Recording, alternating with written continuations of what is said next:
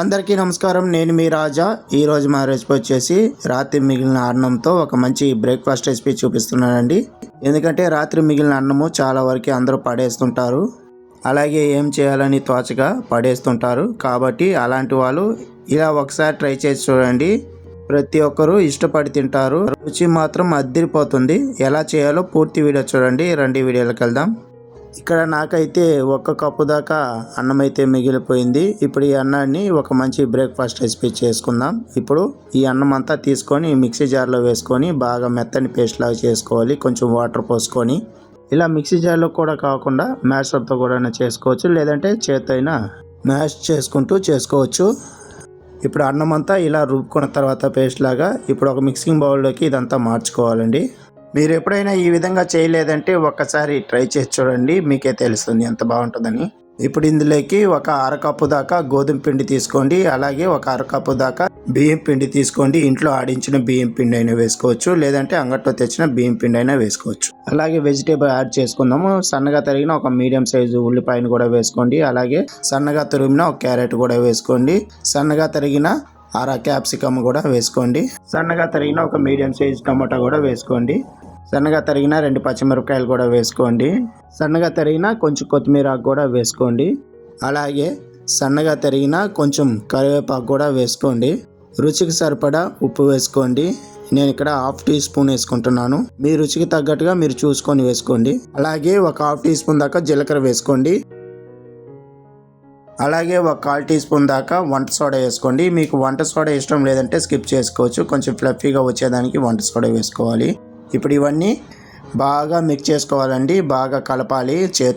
చేత్తోనే కలుపుకుంటేనే బాగుంటుంది. చాలా అంటే చాలా బాగుంటుందండి ఈ రెసిపీ. ఎందుకంటే మనం ఇందులోకి వెజిటేబుల్స్ అంతా వేసుకొని చేసుకుంటున్నాం కాబట్టి తినేటప్పుడు చాలా టేస్ట్గా సూపర్గా ఉంటుంది. ఇలా అంతా కలుపుకున్న తర్వాత కొంచెం గట్టిగా ఉంది కాబట్టి నేను ఇక్కడ కొంచెంగా నీళ్ళు పోసుకుంటూ దోశ బ్యాటరీకి ఎలా కలుపుకుంటామో అదే విధంగా కలుపుకోవాలండి. మరీ పల్చగా కాకుండా మరీ గట్టిగా కాకుండా మీడియంగా ఉండేలాగా నేను వీడియోలో చూపించే విధంగా కలుపుకోండి. ఒక అరకప్పు దాకా నీళ్ళు పోసుకొని బాగా కలుపుకోండి. ఈ విధంగా రావాలండి. ఇలా వచ్చిందంటే మనకు వేసుకునే ఊతప్పాలు కూడా సూపర్గా ఉంటాయి.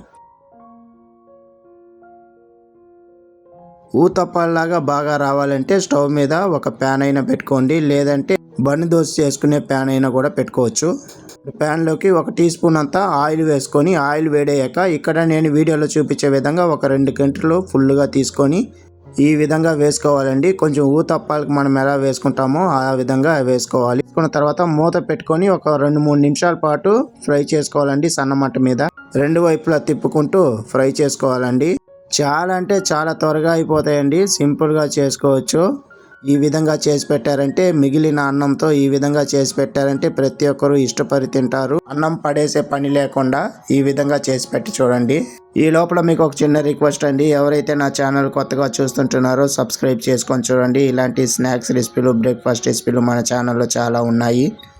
అవి కూడా చూసి చేసుకొని తిని సపోర్ట్ చేయండి. ఇలా కాల్చుకున్న వాటిని ప్లేట్లో వేసుకొని సర్వ్ చేసుకొని తినటమే.